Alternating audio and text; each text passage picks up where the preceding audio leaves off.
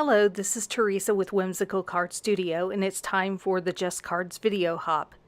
This month, our theme is Out of This World, which includes things such as galaxies and stars. And today I'm going to share how I created a very vibrant galaxy background using alcohol inks. I found this is one of my very favorite methods when I want to create this type of background. There are obviously lots of different approaches and ways to do this. I just find that this is my favorite one. So starting with Yupo paper and a variety of blue and purple alcohol inks, I start laying down the color by dropping them all over the surface of the Yupo paper, and I do use alcohol blending solution here and there to keep the colors moving around. I'm also using a probably very familiar tool. It's by Ranger, and normally that product would be used to hold a marker and spritz out color onto paper. Today I'm using this in lieu of a straw and blowing through a straw so that you can more easily see my process as far as creating this background.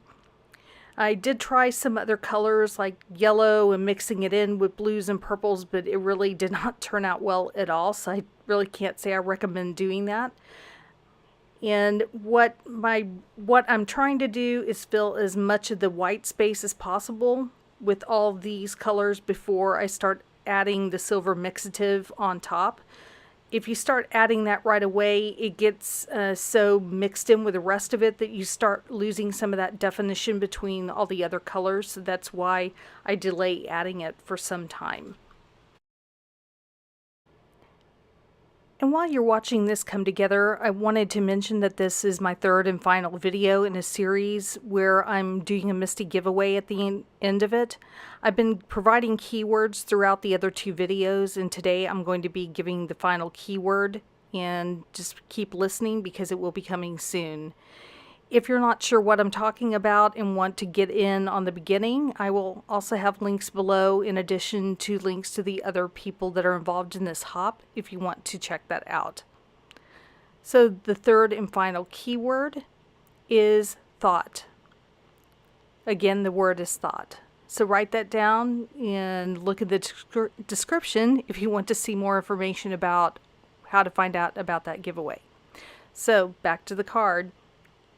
As you can see, I've been adding some of the silver mixative, and after doing that, I'm also adding drops of the previous colors right on top of that, and using that tool to continue moving the ink around. So I'll keep on adding drops of different colors and continuing to use the tool to move the ink around.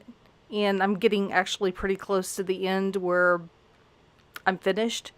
I don't show where I add ink to every last bit of white, but I do get it pretty much covered enough to where I'm going to trim it off to use on the final card. And once all the color is finished, I have to allow it about an hour to get dry completely. And what you see me doing is adding some white craft paint to a block, and I've watered it down, and before I start flicking that onto the panel to create the stars on the back panel, I just test it on a piece of scrap paper to make sure that the application will not be too light or too heavy, so that allows me to get it just to the way I want it before I start putting it on the panel. I get to a point where I have the thicker stars that I want, and it's getting harder to get the finer ones, so I start tapping on the edge of the block in order to get finer stars in the background. So now I'm going to move on to finishing the rest of the card, and I use a couple of different metallic cardstocks here.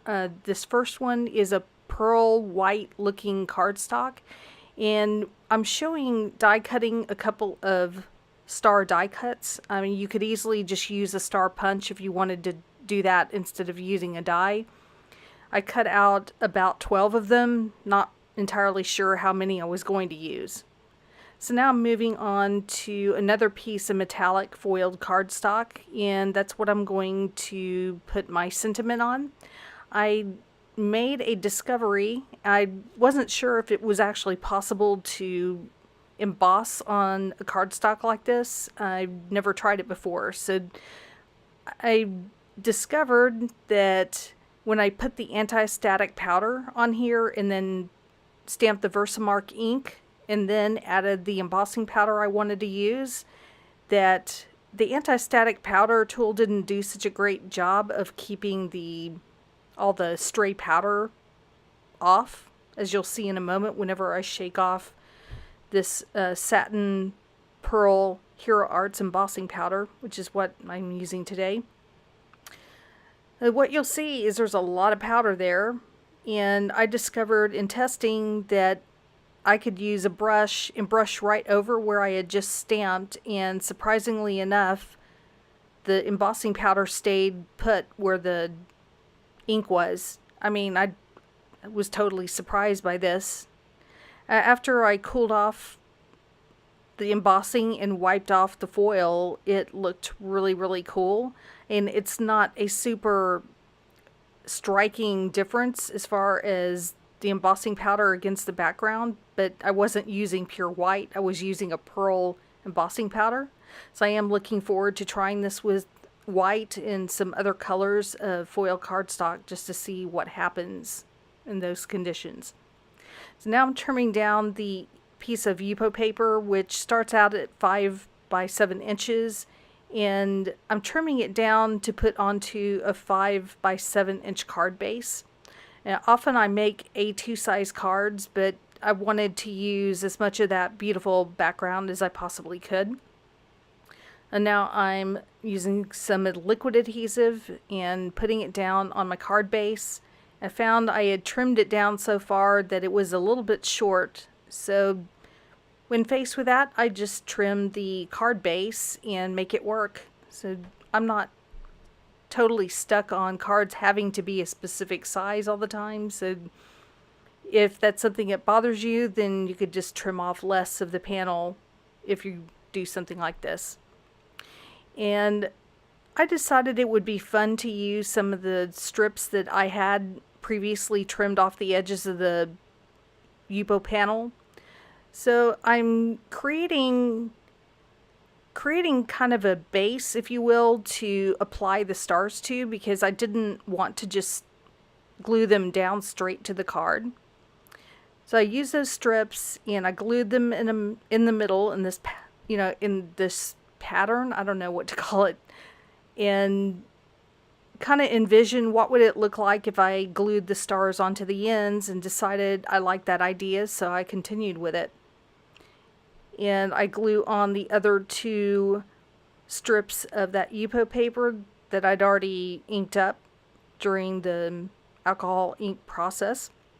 And I'm going to put that together. And then I use my little tweezers over there. You'll see I struggle a bit just trying to pick the whole thing up, but I use the tweezers to hold that together just long enough for it to stay glued. And I started to cut off that one edge and then decided better of it until I could put it against the card base just to see where I really needed to trim it. So that's what I'm doing, is fiddling around with the placement of this concoction of mine on the card. So once I glue that down, I will pick up the card and then trim off that extra bit that's sticking out over the edge. I haven't glued down the white circle yet because I'm going to use that and pick up the stars, which you'll see how I do that in a moment. I did add some double-sided foam adhesive so that I could put on my die cut circle with the sentiment on it. And then I'm lining up all the stars and just putting a dab of glue on the back of each of them. So when I pick them up, it's on the glue's on the dull side of that paper because I used the same pearl foiled cardstock so that the stars would be kind of shiny and not just plain white. So after doing all of that, I am ready to apply that to the front of the card, which will complete it for today. And I really hope that you enjoyed watching this and that you'll check out all the other people that are involved in this hop. I'm sure that you'll learn a lot of cool new things from all of them. And thank you for stopping by. If you haven't subscribed, I hope that you will, or leave me a thumbs up or comment on this video. I really appreciate it very much.